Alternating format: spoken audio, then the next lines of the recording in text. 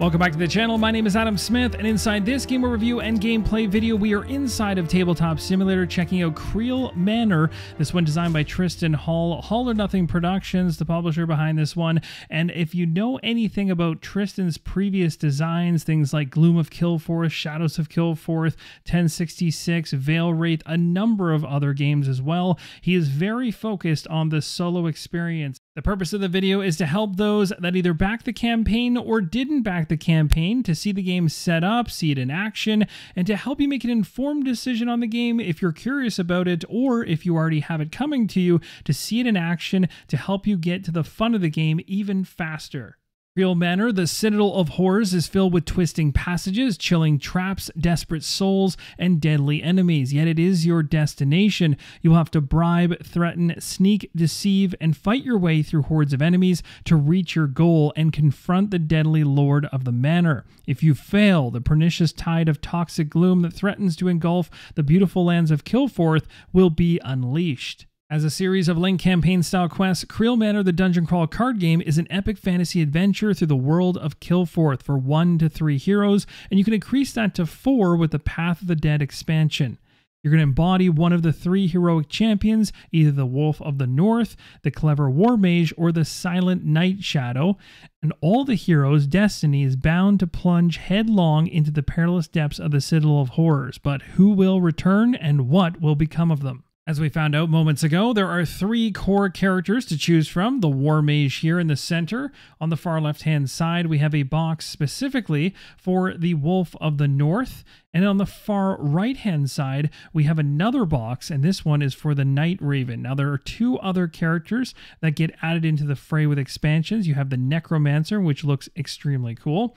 And then on the far left-hand side of this workshop, we have another box, and this one is for the Melody Scribe.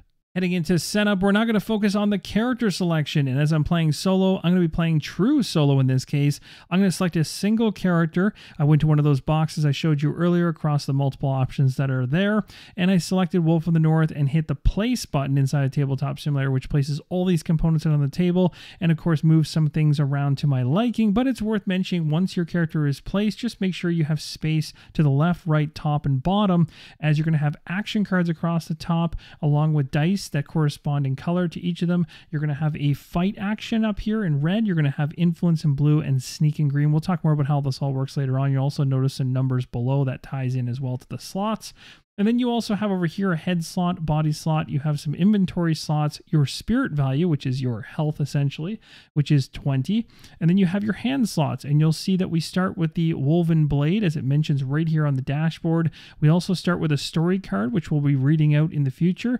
You can easily find this because it ties with its number and letter combination right here on the dashboard. And then it has your strength mentioned and some backstory flavor text as well. Now, if you want a different artwork for your character, you can simply flip over the dashboard. You can see alternative artwork and pick that if you like. So for me personally, let's go with this. Now let's focus on the standard size cards that make up the skill decks for the character you've selected. So every character is going to have a number of skill cards and a number of upgrade cards and 1 mastery card. So the mastery card is down here. As you can see, this one is Lone Wolf's Slaughter. So this card is going to be a face down card, which is a one-time usage that's going to happen. It says play immediately once we finally get down to this card.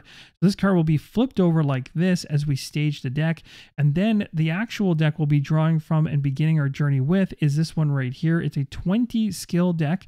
The top 10 cards of this deck in Tabletop Simulator are specific to the character that you have selected. And you're going to know this because of the actual color on the card. There is color. Once you see gray, those are neutral cards that you can potentially find across any of the characters inside the game. So these ones right here are all unique to Wolf of the North, but these right here, you could find Witty Barb, for instance, in a different character's deck as well. And there are 10 specific gray skill cards, basically, that are going to be in this deck deck as well. So this is going to comprise a 20 skill deck that you're going to have for your character. You're going to merge these two decks together and you're going to shuffle them. So we'll go ahead and flip them over, give them a shuffle, and then we're going to place them on top of the single mastery card. And we're not going to shuffle them after that. They're just going to be placed right here next to the board. And actually, because technically there are some slots here, it might make sense to maybe move them up to this top position. Now, what is this deck over here? You'll see an upgrade keyword on this one, and that's because that's exactly what it is. It is an upgrade, and that is going to be something you're going to be able to basically exchange cards out of your skill deck as you go along. And these are, again, specific, because you can tell by the color, to the character you have selected. And they're going to be ways to boost your character's deck as you go through the game and make it stronger. Next up is the Spirit Dial. Easy thing to set up. You're just going to match it to what you see on your character's dashboard, which is 20. Now we'll go ahead and equip our Woven Blade. So we'll go ahead and take it off the top. We have 4 other assets we could potentially pick up over time. So we'll place them over here for now. This card is going to go into the slot right on the dashboard itself. What's nice about the Woven Blade is that it does show one hand symbol, which means my other hand slot is open. There are certain weapons some characters will start with which have dual hands off the start, which means both hands are in use even though there's a single card up top. Now let's shift our focus over to setting up the adventure itself. Kreel Manor is played over a series of connected games, which are called adventures, which together comprise a campaign of at least 5 adventures. There's many ways to play through the campaign included in the set, and the experience is going to differ each time depending on the hero and the choices you make as you go through it. Now what's really cool about this is when a hero wins an adventure, they're going to be instructed to consult a paragraph in the Book of Fables to see which adventure they will play next. So when you're done one of these adventures, you're not necessarily going to the exact same adventure every single time. You're going to have different paths. So as an example, the Great Hall of Kreel is going to be a guaranteed starting point for adventure number 1, but your adventures 2 to 4 are going to be varied depending on choices made and where you go and what you choose to do. And then of course the final adventure, adventure 5, the Lord's Lair, will be the big time showdown. And at that point you're going through the 5 adventures, which makes up the campaign, and if you've survived your way through all 5 of them, you are victorious. So once you know which adventure you're going on, in this case, I know I'm setting up for the Great Hall of Kreel, you're going to follow the setup instructions to assemble the threat deck using 5 stacks, which I've broken out here. You're going to see 5 different threat groups. You're going to see threat groups down at the very bottom of each of the cards. So for this one, you have a Deep Dwarf, we have the Manor Guard, we have the Manor Servants, we have the Vermin Swarm, and finally over here we have the Wild Claw. You're going to have varying cards in each of these decks. So for example, if I was to pull a few of the cards off this one, you'll see other deep dwarfs that are in this pile. So there is not just the same one in each one of these, lots of surprises throughout each of the groupings. So how do you know which threat groups to pull out for the adventure you're going on? Well, you take a look at the location cards for your adventure. You're going to find, in this case, you have an entrance location, which is listed right on the card itself for Regal Gateway to Kreel. This is going to be where you're going to start, but more importantly is where you're going to end up and what you're trying to get to, which in this case is the Great Hall of Kreel. And on this card for Adventure 1, you're going to see different threat groups across the very top, and those all line up with the ones I mentioned prior. Also, down below, you'll see setup instructions telling you to take the Goblin Chief S4, set aside the non-plot Wormkin Goblins. Locations are 2 standard plus a gateway that has an active location, and then an ability at the very bottom that can only be used when you have sneak value at 3. The act keyword basically means you just need to have the value of sneak 3 in order to do this. You don't actually have to spend the sneak 3 to do it. You just have to have 3. If you do, then you can draw 2 skills and choose one to discard. You can do this twice around. You just keep track of this with tracker tokens. And for those of you with a keen eye, at the very top with the threat groups, you'll notice one in brackets, which doesn't line up with any of the cards I've currently pulled out on the table here in terms of a threat group. This is called a rare threat and only comes into play when you have 3 to 4 characters. Getting back to setting up our adventure, we have our 5 threat groups all listed out here. There's 5 cards again inside of each of them, and as you saw with the dwarves, there's varying different types of enemies within each of these stacks. I'll keep the secrets for when we get into the playthrough. We have the Goblin Chief here. The Goblin Chief needs to be taken down not only using fight actions, but also with sneak. You'll see the asterisk next to each of those. That means that both need to be satisfied to take down the Goblin Chief, and there are the 5 Wormkin Hunters. You'll also find a plot card for each, and again, they tie into the threat groups. You'll see Deep Dwarf on this one, Manor Guard on this one, Manor Servant on this one. There's only one of each of these plot cards, but right now we're going to go ahead and flip all these over, give them a shuffle, and randomly place them 1 through 5 in front of us. Now, the reason plot cards are so important inside the game is it's one of 3 criteria you need to meet in order to win the adventure. In other words, you need to defeat all 5 of these plot cards. It's worth mentioning we will certainly touch on win and loss conditions once we've completed this setup. The next step is to focus on the foes in the game. So in this case, the Goblin Chief is our foe. There might be adventures that have more than one foe, and for those you'll find more explanation in the rulebook around how to deal with placing them in the decks, but you can see from the setup card, again, the final location, it says Goblin Chief S4. Based on the plot cards we just flipped over, each one of these cards is S1, S2, S3, S4, and S5. So Goblin Chief is being flipped over and it's going to be placed on top of S4.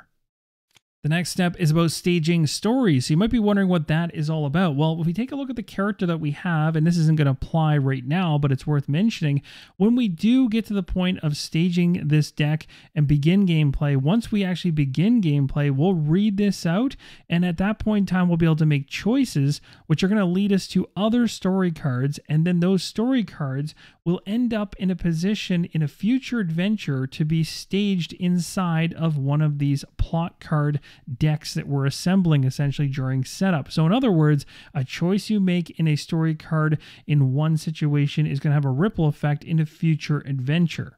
With this being the very first adventure, we don't have any story cards to stage into the decks. So at this point, we now move to the threat groups. We're going to take a look at all the threat groups. We're going to group them all up, shuffle them all together, and we're going to begin to place them starting in S1 all the way through to S5 and then back to S1 again. We'll keep doing this until we run out of cards. So let's go ahead and highlight the decks. We're going to go ahead and flip them over. We're going to group them. We're going to shuffle them all together, and then we're going to start placing one at a time on top of each of these different decks.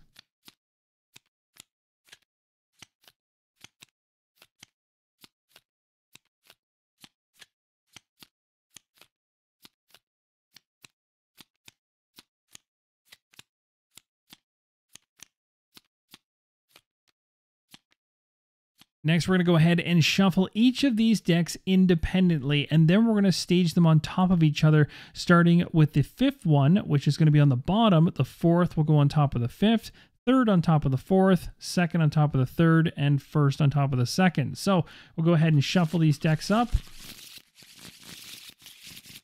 The 4th deck is going to go on top of the 5th, 3rd deck on top of the 4th, 2nd deck on top of the 3rd, and 1st deck on top of the 2nd.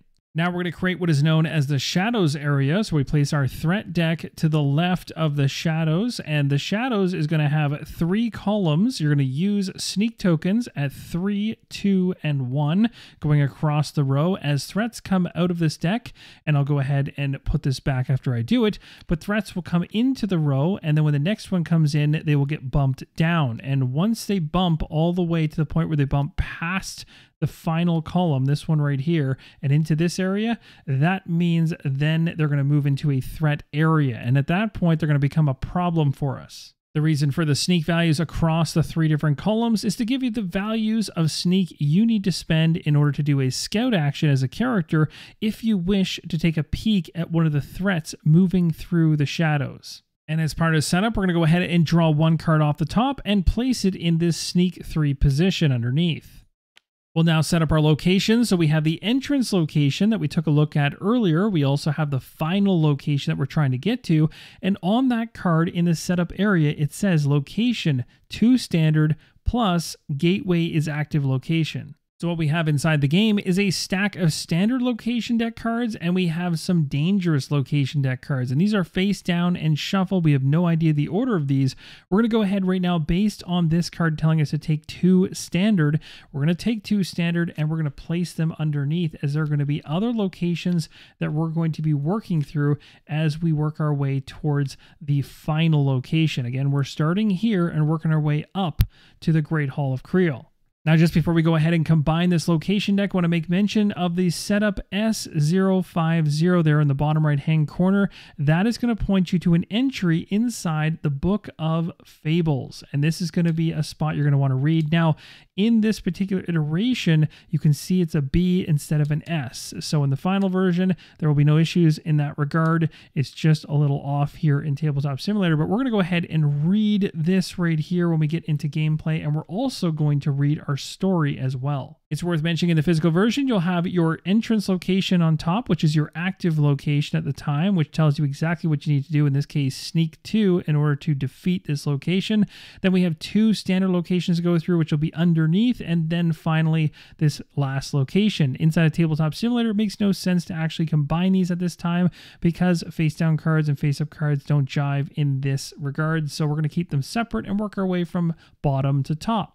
There's other decks of cards you'll need to set up as well. Some don't need to be shuffled, like the status deck here for Shield Hero or Bold Hero or Dazed Action, but face-down decks like the Wound deck or this Bronze Asset deck or the Silver Asset deck, these ones can be shuffled independently. Now, I do want to rewind the tape back to when we put together the skill deck for the character and make a very special mention here for setup, and that is you get to have one card that is specific to the character that you have selected. So when you take a look at your character, you'll know based on the colors of the cards in their banners as to whether or not they are tied to the character specifically, and you can choose one of these to be in your hand. Once you do so, just make sure when you shuffle everything together that the mastery card is the final face-down bottom card. I've chosen to take Combat Adaptability. I really think this is going to be a beneficial card because it has the fast keyword on it. One hero may swap positions of any 2 of their actions. It's talking about the actions across the top here. Why that's really good to have is it allows you to potentially move something action-wise into a slot that maybe has a higher value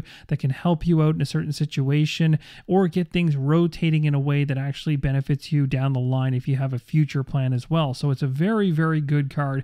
We're going to take all these now, group them up, and we're going to also add all of these into the same pile. We're going to flip them over. We're going to give them a shuffle. We're going to flip this one over to its opposite side, and this is going to comprise the skill deck all ready to go. The final important step of setup is to make sure you have the Lord's Vengeance card nearby. You're going to see this one is nasty. It has a threat reshuffle. It says if the threat deck runs out, shuffle this card into the threat deck.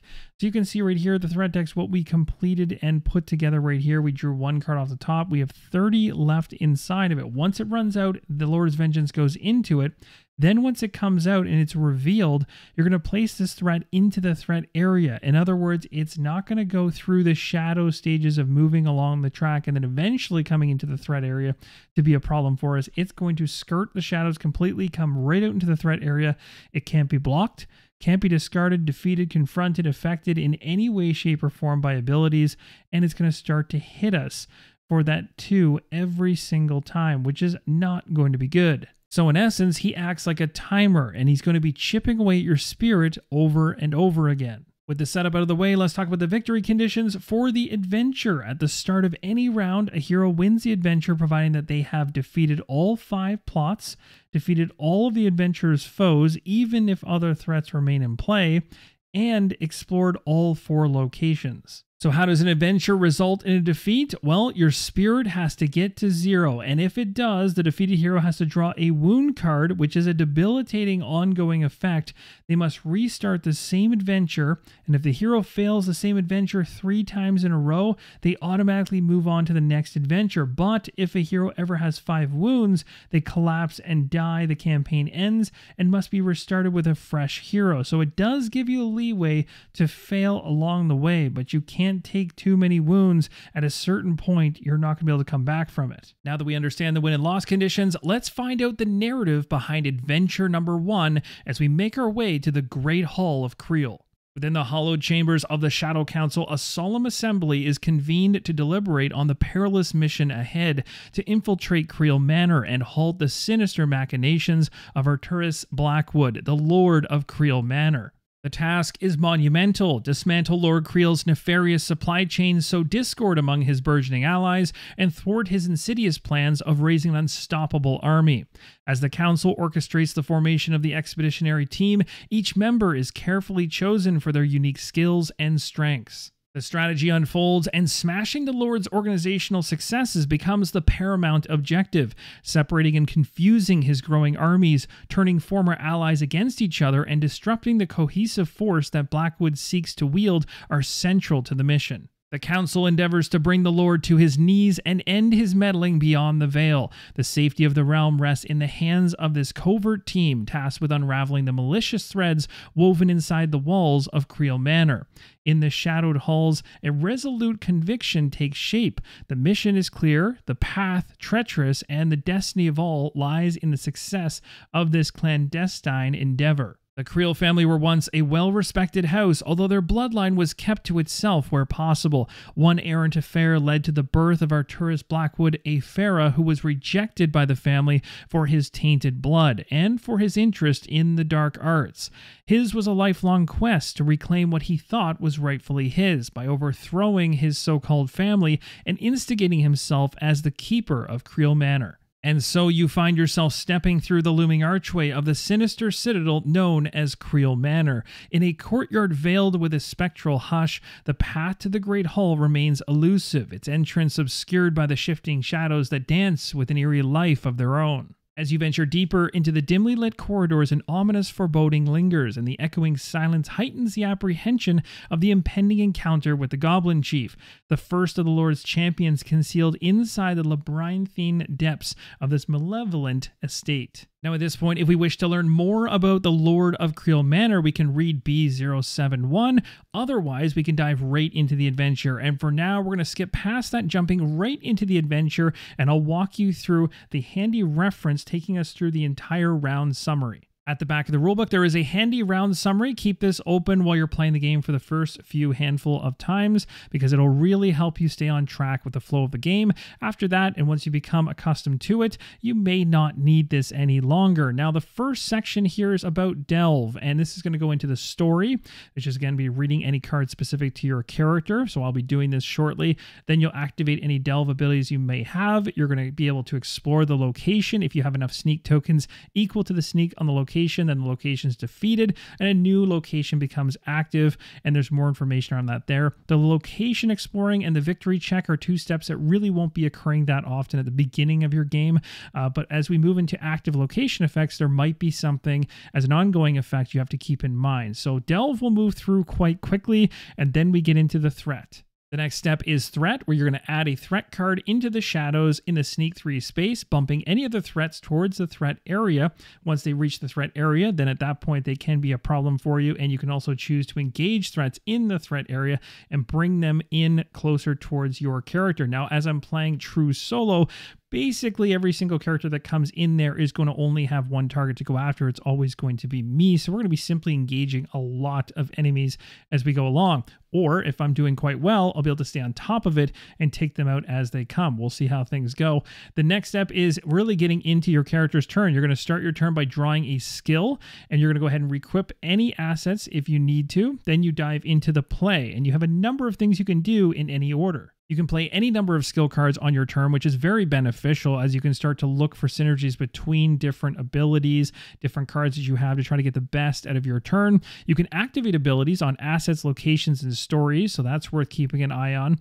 You can tilt one action, so one of the 3 cards at the top of your dashboard can be rotated 45 degrees. You simply add a power to its power die, and if there is no power die present at the time, you just set that die to 1 pip.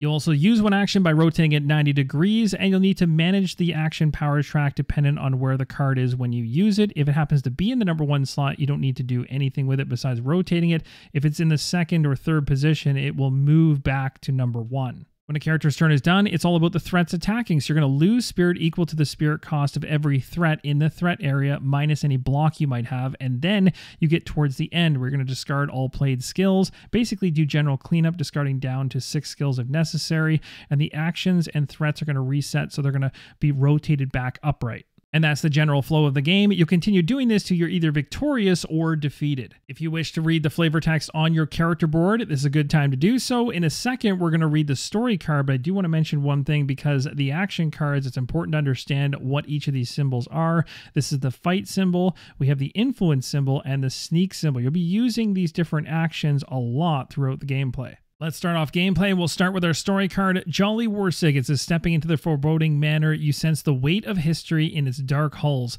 Mysteries lurking in every shadow. Warsig, your jolly companion and a seasoned warrior like you, shares laughter and tales of victories past and his devotion to the perilous path of Ember. His enthusiasm is infectious. Looking ahead, he growls to you. Certainly of death, small chance of success.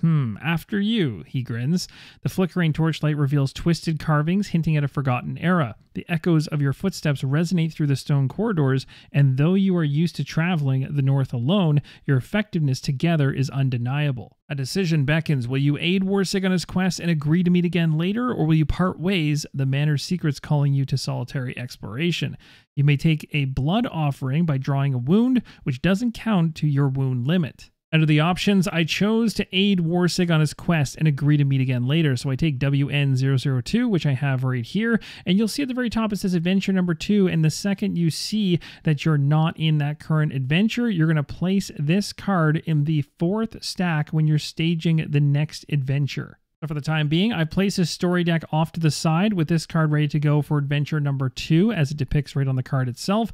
And now you can start to see how this story deck specific to your character is going to have interesting things pop up as you go through gameplay, which are going to then go into the deck and come back around. So ripple effects of your choices will come back to you in the future. We now check around to find any delve keyword abilities. We're looking for the keyword delve on anything. I have nothing that has delve on it anywhere. We'll check up here on the location cards as well to ensure that is also the case. And we have nothing to worry about. Now, right now, this is my active location. This is where we are currently located. And as I mentioned before, being the entrance location, we have to get through and defeat this one, then defeat the 2 that are in this one, but we have no idea what they are. And then we have to get to the Great Hall of Kreel and defeat that.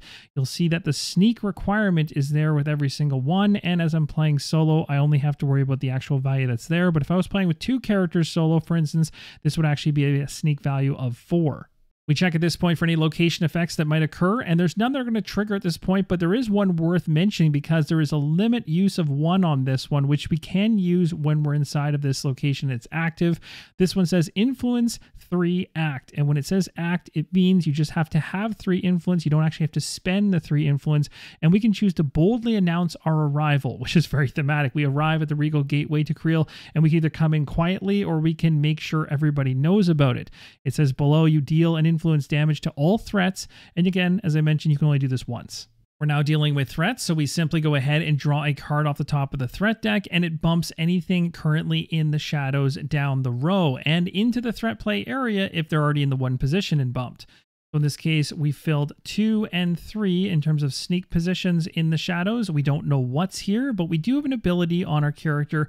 If we go into our character's phase, we can choose to use an action to scout to be able to use a sneak value to, again, correspond to the sneak values above the card. Take a look at what's coming down the row. The one thing to mention is that this character doesn't have the ability to attack anything in the shadows, but some characters can. Our character's turn starts off with drawing a skill card, and we got ourselves another card. We have 2 of them now that actually relate specifically to the character that we're controlling, which is really nice. These are the best cards you're probably going to pull from that deck. The gray cards are standard across all characters, and they're typically just a one-time benefit, typically a 1 value bump in certain different actions you're trying to accomplish for the most part, or blocking abilities, things like that. So these are the ones you really want to see far more often, and as your character progresses through the campaign, those gray ones can be swapped out and gotten rid of for better, more precise character card upgrades that can really enhance your deck and make your character even more dynamic and powerful, which is fun to see.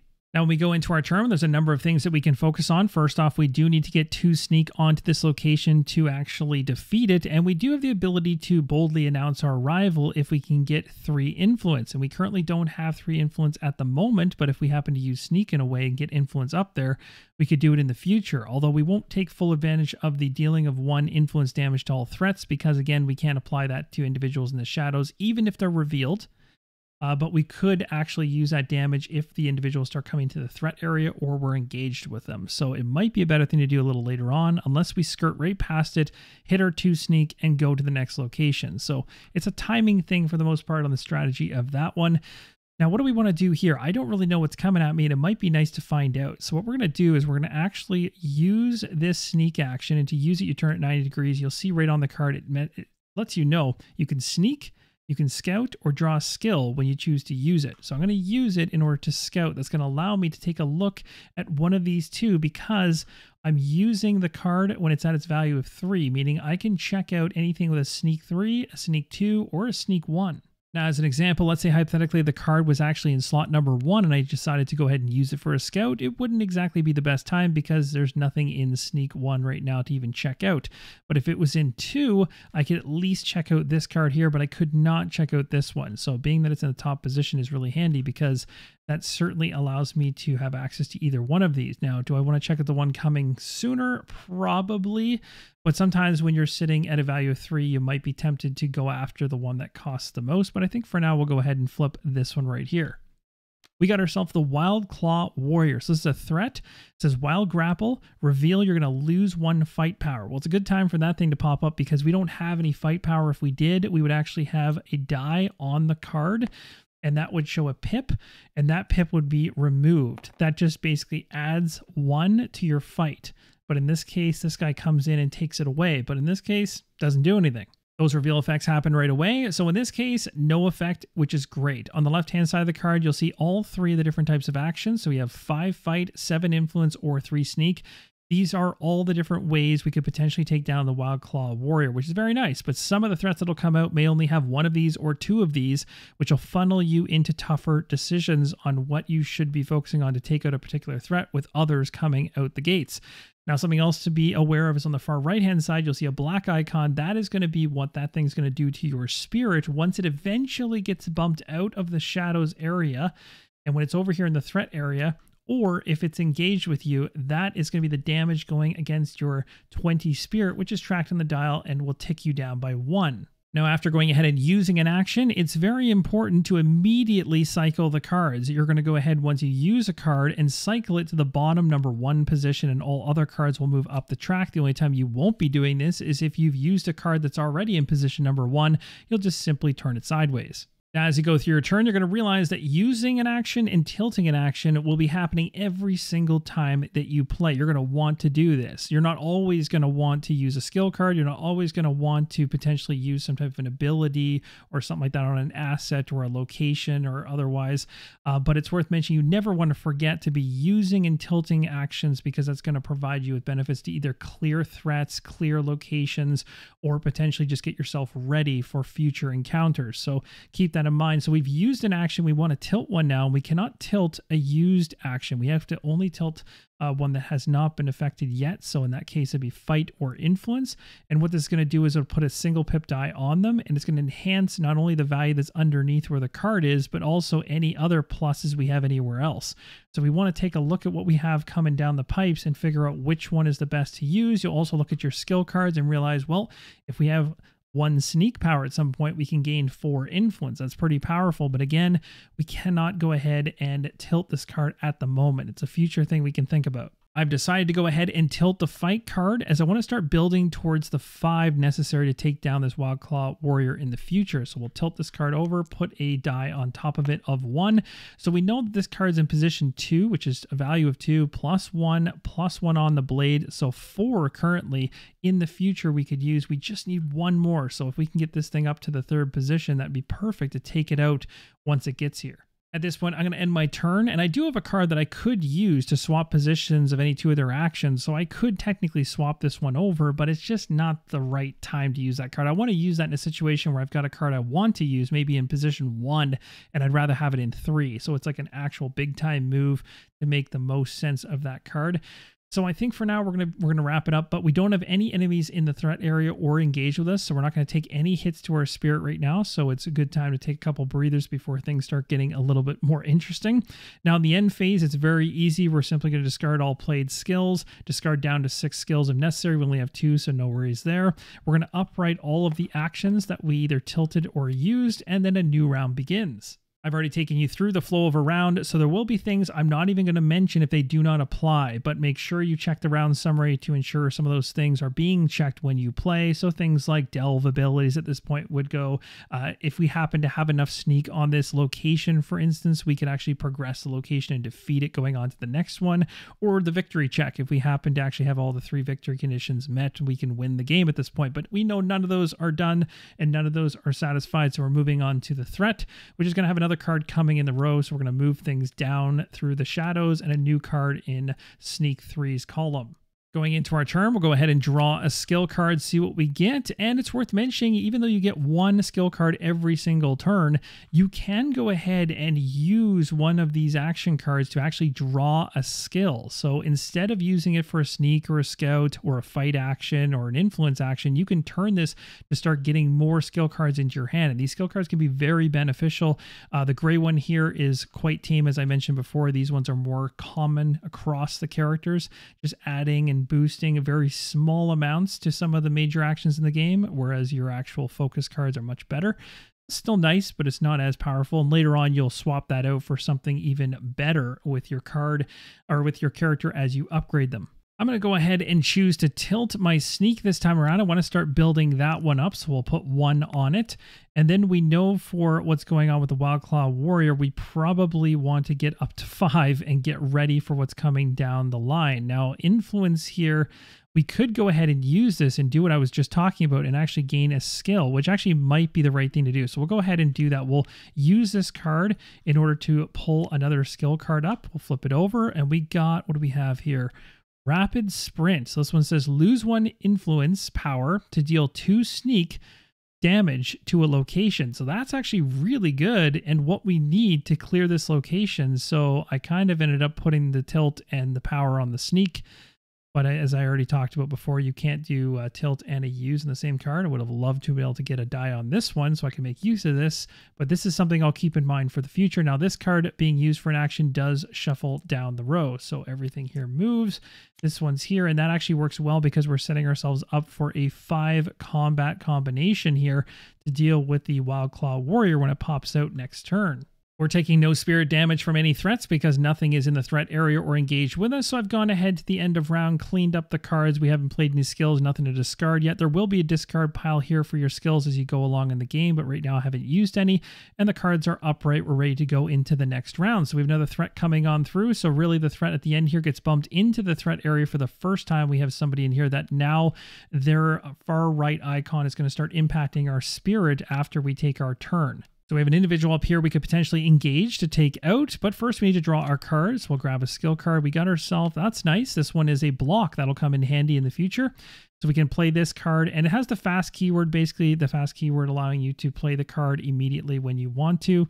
I can put this up into play, and then this will help me once the enemies go to block this if I can't take it out. But we've already planned well enough that we have what we need to deal with this individual actually multiple ways, because over here with sneak we have 3. We have 2 and a 1. Over here we have 3, 1, and 1 for 5. So we technically could go either way on this guy. So maybe what we should do is actually, this is gonna be interesting. Do we want to focus on potentially tilting this card in order to use rapid sprint to deal with this location?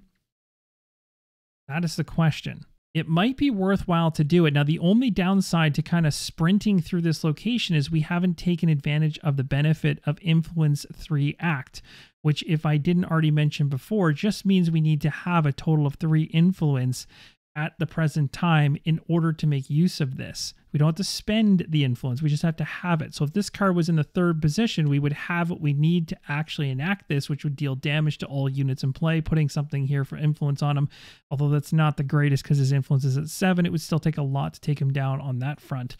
So it may not be beneficial, but again, locations will have cool things that you can interact with. They might work for you, they might not, but you have lots of skill cards and other combinations to work with as well. I think we're going to go ahead and use that rapid sprint. I actually like that idea. So let's go ahead and tilt this card like this. We'll put a die on it, and then we're going to go ahead right now and use this card. It says fast, lose 1 influence. So we're going to lose the influence we just gained from tilting it to deal 2 sneak damage to a location, which is what we need in order to progress further. So we're going to come over here. We'll grab One of these will flip it over to a 2, and now we have what we need. When we get around to the beginning of the next round, the explore location, which is mentioned right here in the rulebook, if the active location has sneak tokens equal to a sneak, it's defeated. We'll deal with that at that point in time. We still have to go through the rest of this remaining round. And I don't believe this is going to be shocking in terms of what we're doing here, but we're definitely going to go after this individual, and I'm going to probably hold on to my sneak. So I'm kind of happy with where things are at right now. We're going to go ahead and use all 5. So if I'm using all 5, I've got 3 off the card, 1 here and 1 here. If we choose to use this to engage an enemy that's inside the threat area, that enemy is now engaged with us, comes down here. We'll just place this off to the side. It's going to get discarded later on. And this enemy is now engaged with us. We're going to go ahead and spend the die along with the 3 here, plus the 1 off the blade is enough to take out the enemy. When an enemy is taken out, defeated enemies go next to the threat deck, or I should say defeated threats go next to the threat deck. And that's where they go. If they happen to have any kind of condition on them that says when defeated or something along those lines, there is a keyword for when they are taken out. There might be an ability that triggers. So we might see this as we go along. This one does not. So it's a clean kill, removed him from the area to hurt us, and that's done. Now we did a fight action, so we have to rotate the cards around. So we'll go ahead and move these down the row. So at this point, I think I'm satisfied with my turn, and you can see the turns really do move so smoothly and quickly as a solo gamer. And when the game is physically on the table in front of you, it's going to be a joy to move through the dice, the cards, and everything else. And the artwork is something that I absolutely love. Pretty much everything that comes from Tristan Hall in terms of his artwork is always phenomenal. So at this point, we're going to clean stuff up, end of round. So we're going to go ahead and take this card. This will start off our discard pile. I am kind of putting it in the areas where you typically would have a head or body equipment. We'll move it later if we need to. Then we'll upright these cards right here, and we are ready to dive into the next round of play. Going into the next round, we check for any explored locations, and we have one. We have met the requirements on the card with 2 sneaks, so we're going to explore this one, which will defeat the location, which is one of, again, the locations are part of the criteria of winning the game, so we got to move through them. And we've done so. We'll take this entrance location, place it off to the side for now. We'll throw this back into the pile of tokens, and let's see what's coming down the pipes next. What location do we have? We have the guest quarters. This one is a dungeon, an abode. It says Sneak 3 Act. Pilfer the riches left behind by previous guests. You get to draw 1 bronze asset 1 time. Pretty nice. This is where travelers once found respite beneath tapestries woven with distant tales, whilst warmed by the soft glow of enchanted lanterns. And we have a Sneak 3 requirement to get past this location on the left-hand side. With the location progressed and we have no victory at this point, we continue on to adding threats into this area. Now, for the first time, something's going to be bumped into the threat area, and we have no idea what it's going to be, but it's going to be revealed in just a moment. Let's find out. We got ourselves a Manor Servant. This is a threat, an undead one. It says Deathless Loyalty, reveal a shield. And when this thing is defeated, there's the keyword I was talking about earlier, we're going to add 1 threat. So when we take this thing out, it's going to be pushing more through the shadows at us. When the game calls for a reveal, you'll apply those effects immediately. So shield in this case, you go up to these cards right here. You see shield hero, bold hero, dazed action. If you take a shield hero and flip it over, there's a shield threat on the opposite side. It says the next time this threat takes damage, block all of that damage and discard this card instead, making this one a really painful individual to tackle because you're going to basically burn an entire attack doing nothing to it. We come back to the Wolf of the Norse turn. We're going to draw a card from our skill deck, and we got ourselves a very cool looking card. This one is Reveal 1 Shadow. You may add it to the threat area. You can heal 1 spirit. You can add 1 to a fight action. This is actually a great card. Seeing as the Manor Servant has a shield threat that we need to deal with, we're going to have to probably hit this thing. So I don't want to use anything all too powerful. So maybe just going ahead and doing a typical fight here on the bottom position. We won't even have to rotate anything because it's right here. We'll do a hit against this and just get rid of the shield, because anytime the damage is coming over, it's going to remove the shield. So we'll put this right back, and now he's open for attacks, but we can only tilt at this point. I didn't really want to worry about anything else. I might even use a block here. I think it makes sense because he's going to hit me for 2 in the upcoming threat area, or the upcoming threat impact that's coming at me. So we're going to go ahead and use a fast block 1. I'll play that, and then let's go ahead and maybe let's get our influence going, because we do have, well, actually, now that I think about it, let's bump our sneak up. Let's go. Let's tilt it up to 2. The Manor Servant is coming at us for 2, but we do have our block 1. So thankfully that's going to be only 1 coming through on the dial. So we'll drop it down. And we'll now go ahead and clean up our area here, which is going to have all of our used cards skills-wise placed in the discard. Any cards that are turned are going to go back upright again. And as we go into the next round of play, yes, indeed, I forgot to go ahead and take advantage of the Sneak 3 act in order to pilfer some riches, but don't worry, I will be doing that coming up right away because I still have that here. So let's go ahead and push things down the row as another threat comes out. And now we're going to have 2 threats out here, which is not good in our threat area. Card off the top, unknown threats in the shadows. This one is a deep dwarf trader. This one has hate. It says delve. So this is actually the first time we've seen a delve ability. This triggers at the beginning of every single round going forward. It says deal 1 fight damage to a goblin threat. And then we got all the different ways we can potentially take this individual down. We also see for the very first time on the right-hand side, there's actually an ability to gain spirit when you take down this individual. So not only will it try to hurt you when it's out there for 1, but it will actually give you 1 healing back on your spirit if you take it out. So we'll start off my turn here by drawing a card, and I'm very excited to go ahead and use a sneak to interact with the location. But first, let's see what we got. Woody Barb. This one's fast. Deal 1 influence damage to 1 threat. Good to know. So it's very similar to what we have down here. But the fast keyword is very, very helpful. Actually, if you go into the rulebook here, you can actually see where things are mentioned. So 17 is where it talks about fast. So let's take a look at it. It says, in multiplayer games, fast abilities can be played or triggered during other heroes' turns to aid them, block threats, and or to add to actions. When you're playing solo, they're just used anytime during your play. So to start things off by going ahead and interacting with this one here, the guest quarters, we have Sneak 3, so we can definitely act with this. We're going to pilfer some riches. We get to draw 1 bronze asset. It's a limit of 1-time use, so we're going to make sure we put a token on that to remind ourselves that we've already done it. And we cannot do it again as much as I'd love to.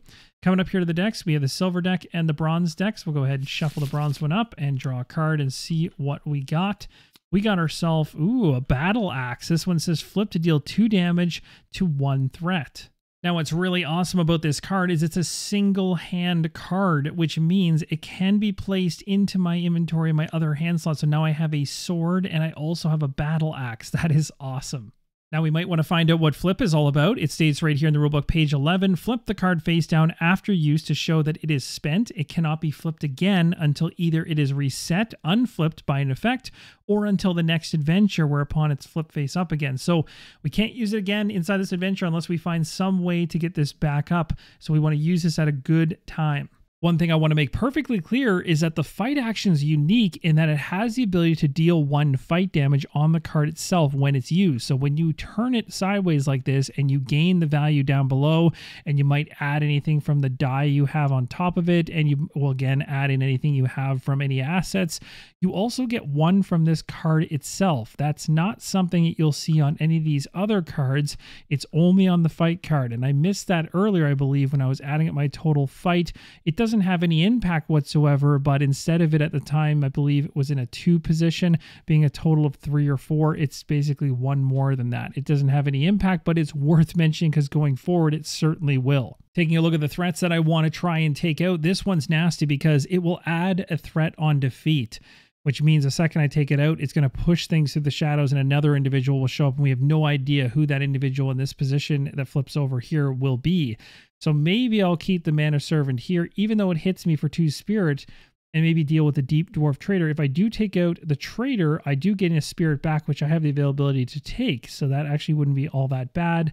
I would obviously take the damage from him, but this might not be the worst thing ever. So maybe, plus I have a healing over here as well with the Vow of Justice. I might do that. So if I do this, the Deep Dwarf, in order to take it out, just needs, well, I have it right here. If I go ahead and actually turn this, this will use it. I gain 1 fight damage off this. I gain 1 from here, and I have 1 from my blade.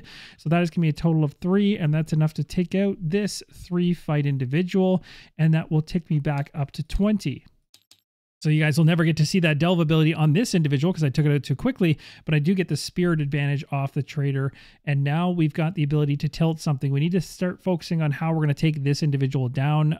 Combat is going to be pretty far away unless we can do something with the cards down here. Maybe influence is best. Yeah, actually influence might be the right way to go. Do we have anything for spending?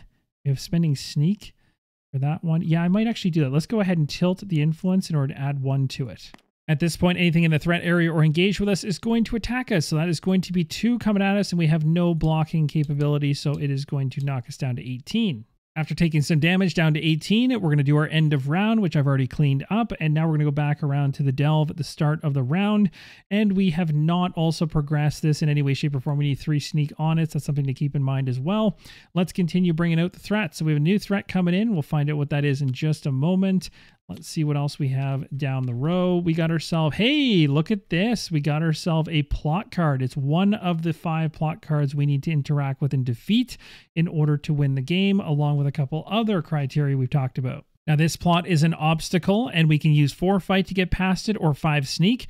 Once we do, we can then choose an option. We can choose to lift it for 5 fight, or we can unlock it for 4 sneak, or we can choose to destroy it. Then we get to use an extra action if we have it available. Let's draw up our skill card for the round. We have a total of 6 cards now, which is the maximum we can currently have.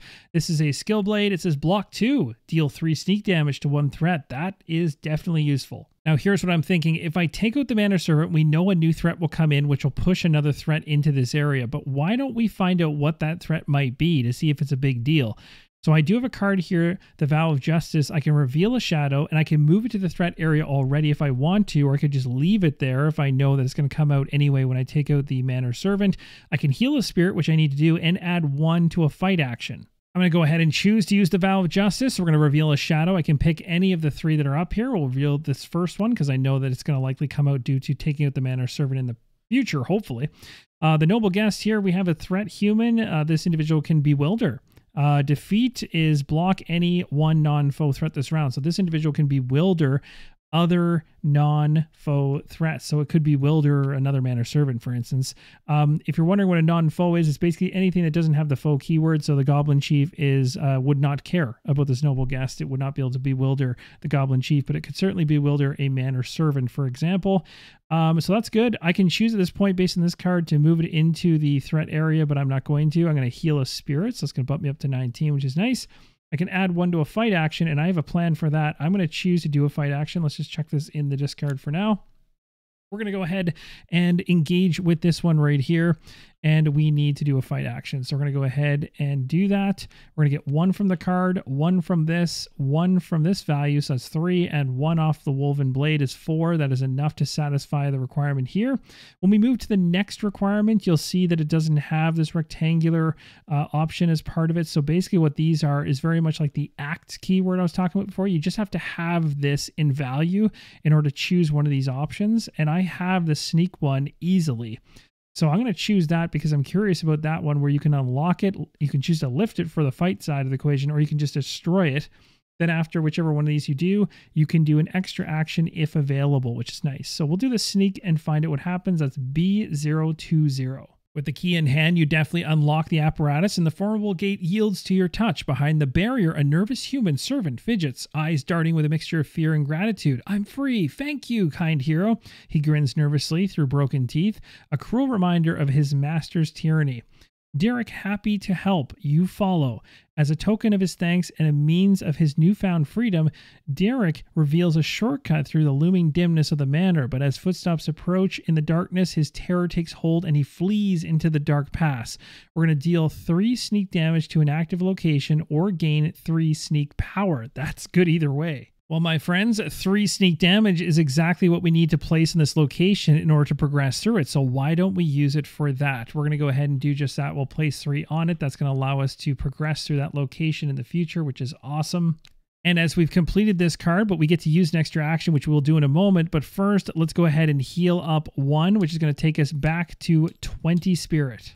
That plot worked out perfectly. We're going to use the additional action here to use it as a use. In order to do another one at 90 degrees, we're going to use influence this time around. So 1, 2, 3, and we need 2 more. We'll use this right here, adding 1 influence to an influence action. And this one here is dealing 1 influence damage to 1 threat. So we're going to combine all of these together for a total of 5 to deal with the Manor Servant. And as we know, things are going to move down because of the defeat condition. So the Noble Guest comes in front of us, and these are going to move down. We also need to move things on the track here. This one is going to switch positions with this one. And the die that was on top is also going to be used because it was 2 plus the die plus 2 cards for a total of 5 to take this one out. That die is now gone.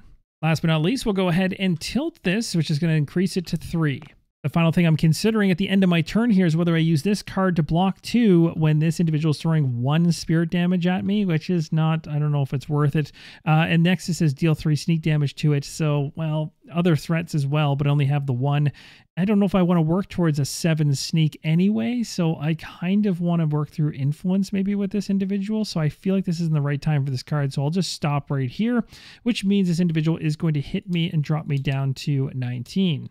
Everything for end of round has been set. We move into the next round. And again, the very first thing we do is take a look at this location here. You can see we do meet the criteria at this point, so we can progress past this. Let's go ahead and clear the tokens that are on it and find out where we're going next as we progress closer to the win conditions. Again, we want to get all those plots. There's 5 of them. We want to get through all the locations, and we need to take out the Goblin Chief. So we're working our way towards it. So we're going to go ahead and take this. The cool thing is we actually were able to use this ability, which I'm very happy about. So we'll place this up here. And we'll move on to the next undisclosed location until right now. We found ourselves in a bathhouse oasis. Not a bad place to be. We have a fight 3 act here. So if we have that, we can bathe in the clear, pristine waters and heal a spirit. We can do this twice, but only once per round. And we need 3 in order to get past the sneak requirement on this to defeat it. A new threat comes into the shadows. We'll move things down the line. What did we find? We have ourselves a keep guard. This one is a 7 fight, 7 influence, 7 sneak. It's condemned. The defeat condition, each hero discards 1 skill, and this is going to hit us for 2 spirit while it's out in the threat area. Let's draw our card for start of round. We got ourselves, what's this one? Hasty Strike. This says fast, lose 1 spirit to deal 2 fight damage to 1 threat. I'm pretty certain I have a decent plan of action here. Now, what I'm thinking of doing is potentially influencing the noble guest in order to have her bewilder the other individual to keep him from hitting me for 2. So what I'm going to do is we need to get 4 influence, and we only currently have 1 right now in this position, but we have this card. We can lose a sneak in order, it has to be a power, so it would come off the die here, and then we can add 4 influence to an influence action. So I'm going to go ahead and use this for 1. We're going to use this card to lose a sneak down to 2. That's going to boost this overall thing to a 5, which is more than enough to influence the noble guest. And it says on defeat, block any 1 non-foe threat this round. We're also going to gain 1 spirit off of this, which is great because that bumps us back up to 20. And we'll place this card right on top to say that this individual has been blocked for the round. So very thematic and very cool. While inside of a bathhouse oasis, we were able to influence a noble guest in order to bewilder one of the keep guards nearby. That combination of location, individual, and the individual we are bewildering is probably the best thing I have put together inside of this game to date. That is absolutely fantastic. It worked to my advantage. So at this point, we just need to think about potentially tilting something if we want. We might want to bump up our sneak again, but maybe getting our fight going again would be good. Our sneak is actually relatively high at the moment. Just looking at what we'll have to deal with in the future, we have what we need to deal with him at 5, so maybe we will deal with tilting the fight and getting a 1 on it. No spirit damage is coming towards us this round because after influencing the noble guest in the bathhouse to keep the keep guard busy, everything is working out just fine. So we're going to move on to the end of round. We're going to clean things up, spinning our cards back around and discarding anything we use, but I have been discarding skill cards as I use them. So typically it's just the cards here I've been readying back up. It's now time for a new threat to come into the equation, and it's worth mentioning that this noble guest only does this for a round. So it says block any 1 non-foe threat this round. So it blocked it. It's going to go into the discarded threats area now. And then we're going to have a new threat coming out for this upcoming turn here. So we're going to go ahead and move everything down. We have a new one. What is it? We got another plot card. This one is the Lost Dwarven Trove. It says we can use fight or sneak to defeat this, and then afterwards we have a choice to do a number of different things with this and potentially get an extra action as well. Let's head into our turn, find out what skill card we're getting. We got ourselves another one of these, so we have 2 of them now.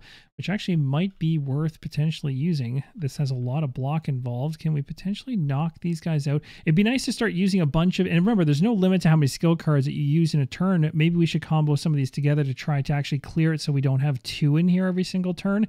I've gotten lucky here because we've gotten a couple plot cards when there's been 2 in here, but when there starts being 2 actual threats that can deal damage or spirit damage against you, it can really start to compound pretty badly, especially if we happen to get somebody that comes out with a shield that can get even worse. So I need to really focus on that. Now, this is turning out to be a pretty interesting turn. We're going to go ahead and interact with this Dwarven Trove first because it has the ability to use an extra action if available at the very bottom, which I'm going to probably benefit from in order to deal with the Keep Guard. Hopefully do 2 in 1. So first, let's figure out if we're using Fight or Sneak. I think Sneak being 3 is probably the one we should go for.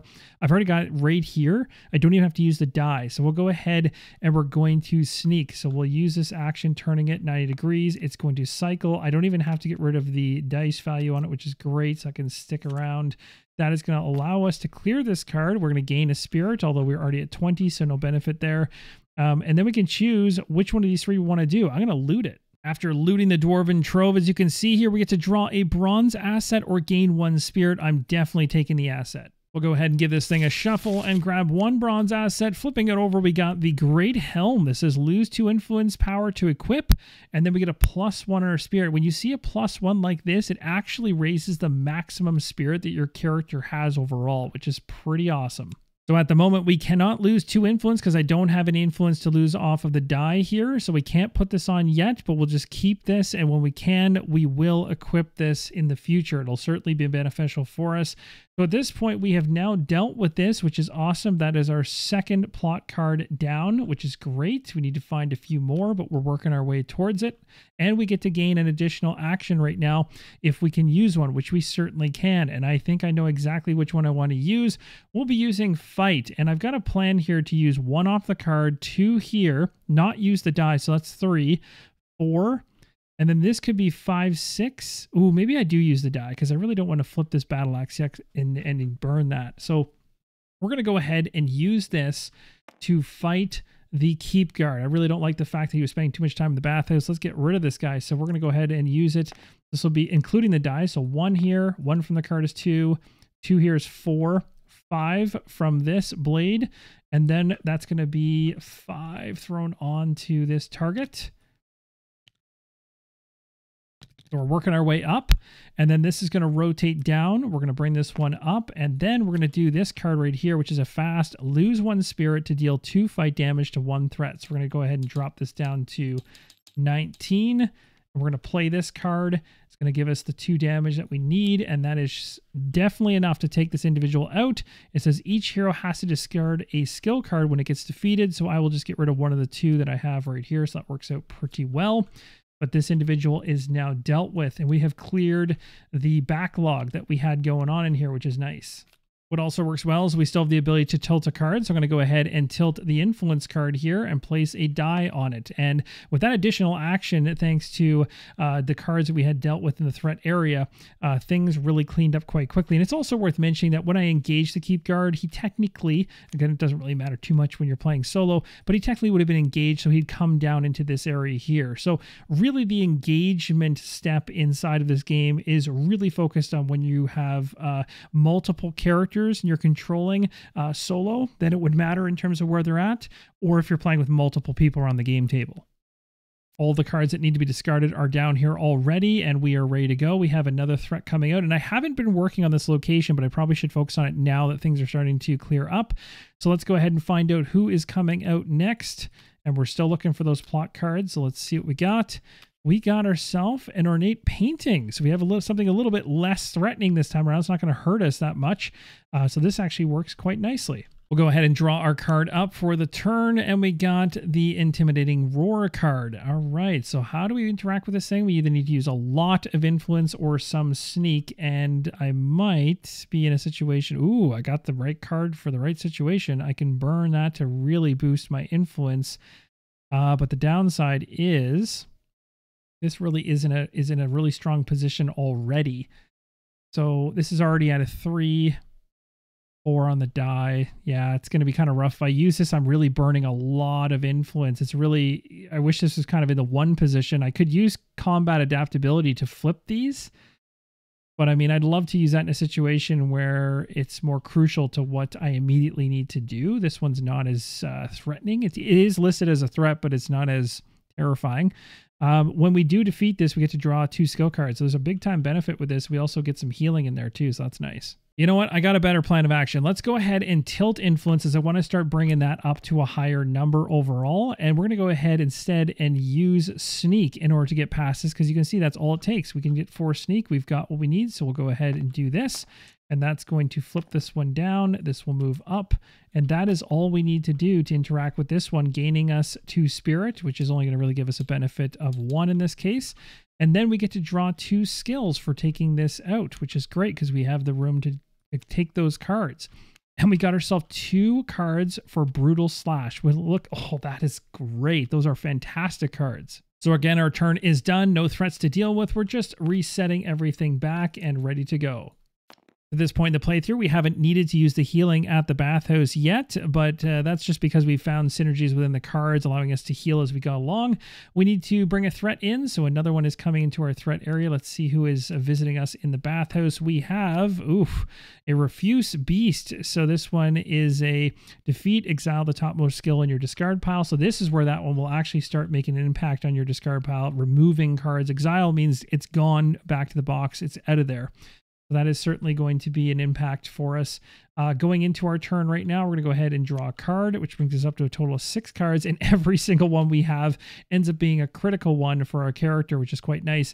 The reason I was bumping up my influence in prior turns is I really want to equip the Great Helm. And I think this is the perfect time to do it because we don't have influence requirements on this guy. So let's go ahead and do that. We're going to go ahead and spend the die here in order to equip our helm. And that is going to jump us up. So now we have a maximum of 21 on the dial, which is pretty awesome. When you equip the Great Helm, you can see the +1 spirit, meaning your maximum has gone up when you see the +1. But what I don't know is whether you actually get the healing from that to bump you to 21 if I was at 20. So I'm actually not going to take that because I don't think that the healing would come along with the actual Great Helm. I think it would just increase my overall spirit. But if I'm incorrect on that, I'll mention it later on.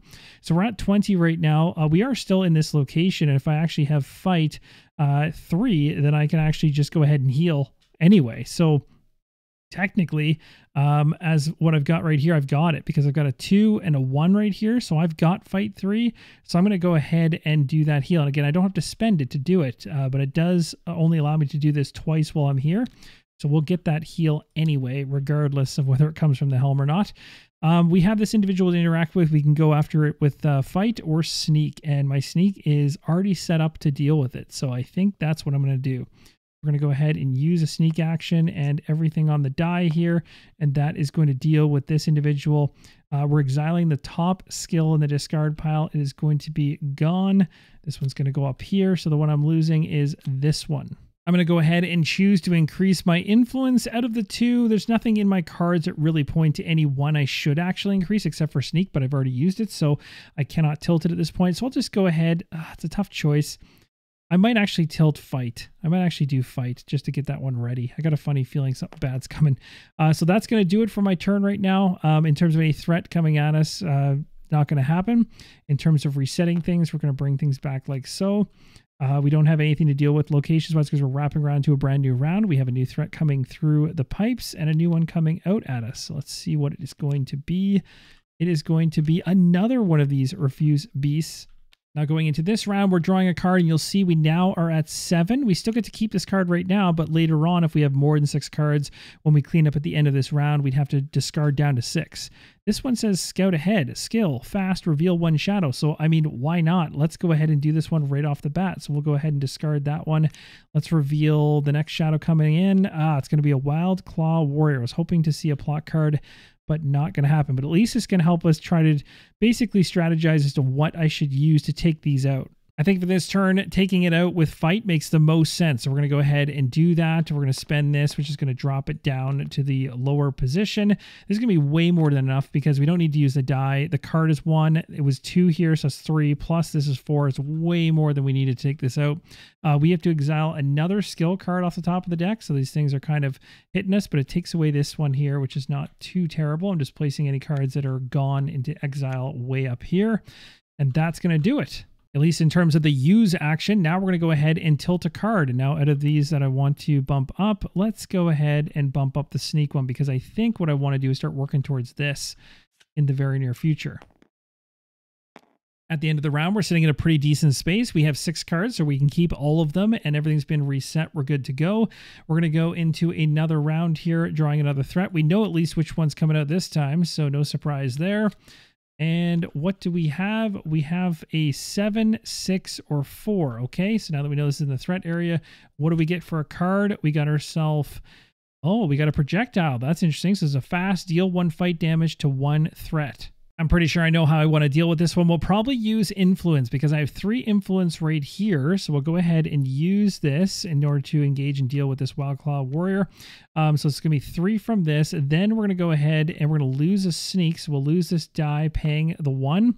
And it states on it that we get to add 4 influence to an influence action, which is what we're doing. So 3 plus 4 is more than enough to take out this Wildclaw Warrior. And it says when it reveals, you lose a fight power. And actually, I might have missed that. I don't believe I took away the fight power, so thankfully that didn't have any gameplay impact because I actually have the fight power to lose. So I'll remove that for now because I forgot when I revealed it earlier. I should have gotten rid of that. We're all squared away though still. It's still taken out. There's no defeat condition anyway, which means at this point I can choose which one of these I want to tilt to increase. I think I'll actually just bring back the die that got taken away from me. And at this point we are good for cards, I think. I think we're okay overall. We don't have any threat coming at us. We'll reset things going into the next round and see what happens. Another threat coming down the pipes at us and one to reveal. Let's see what we get.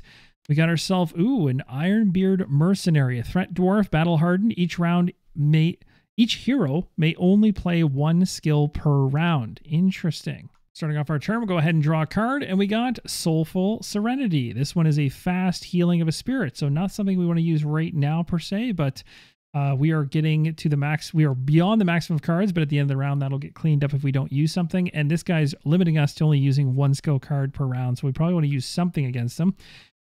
7 for fight, 4 for influence, and 5 for sneak. What do we want to use? Well, one thing I need to correct is the fact that I used an action last round and didn't rotate the cards. I think that's the first time during this entire play I didn't do that, so that was a mistake. It doesn't have any major gameplay impact because I caught it, but remember to do that. So this is where things are currently situated.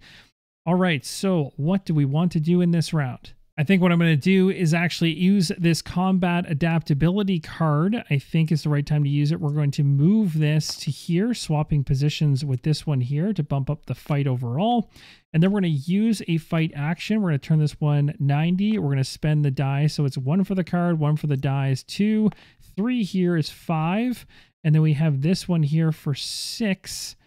So the question is, actually, this is it. This will do it right here. We'll use this one, dealing 1 fight damage to a threat, hurling a projectile. So all of this in combination, basically we put the 6 damage on first and then hurl the projectile. That is enough to take down the dwarf. And we don't gain any kind of healing on this, but we prevent any kind of threat, or I should say any type of spirit damage coming at us later on. So that's good. Now, which one of these 2 do we want to potentially tilt? We're also doing a decent job of keeping our cards down. Let's probably do the sneak because I think we still need to focus on dealing with this bathhouse. We need to get to this last location. I need to make that a priority.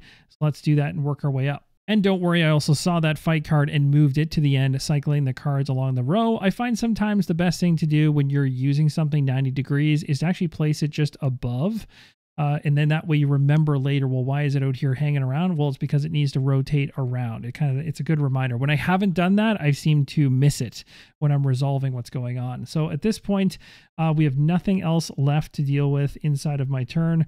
We're going to go back around here to the threat, see something bumped out, and what do we get? Ooh, we have a rat thing. This one is a threat, a demon colony, immune to all skill effects whilst in the shadows. Well, it's not in the shadows any longer, so we have this giant threat to deal with going into our turn. Let's see if we get a card that could help us. We have this one. I've seen it before. This is a nice one. We definitely need to focus something on this guy to take it down. I honestly don't think I could have had a better skill card. This is perfect. It's a block 2. Yes, I'm kind of wasting the block, but to be completely honest, let's just deal with the rat thing so I can actually use the sneak here on this location. So this is going to be a block 2, deal 3 sneak damage to 1 threat. That is going to take care of the rat thing. So we quite easily sneak around it. It doesn't have a condition... Nope, it doesn't have any kind of defeat condition, so it is just gone out of the equation once it's taken out. And this is going to stay here as a block, which is not going to do much anyway, so I think I'll just get rid of it because it's going to get cleaned up later anyway. And at this point, we can move our cards down the row, so we're doing pretty good. We have 2 more actions we can do with everything cleared out of the way, so I'm going to focus on actually getting some of this sneak dealt with on the location. So we're going to go ahead and we're going to use this. As it's in the third, we have 3 right here, which is perfect. So we can rotate this around. Don't even have to use the die value. And that's going to put 3 sneak on this location so we can clear it, which is fantastic. Our health is in good shape. We're going to tilt something. Let's probably tilt. We have a lot of fight going on here. Maybe influence would be a good idea. Let's bump our influence up at this point. That's going to do it for the end of round. We've cleaned up our cards, and now we're going to go into a brand new round. And because we meet the target on the card here, we get to defeat the bathhouse. Finally, it is gone. We're moving on here. We're not taking advantage of all the healing from this thing because we could have done this actually up to a limit of 2. We only did it once, but we've been pretty good with the healing so far. So we're going to remove this card, and that's going to be another location traversed. Now we're going to the final location, which requires 3 to get past it. It has a sneak 3 act where we can pilfer things, trinkets, to draw 2 skills and choose 1 to discard.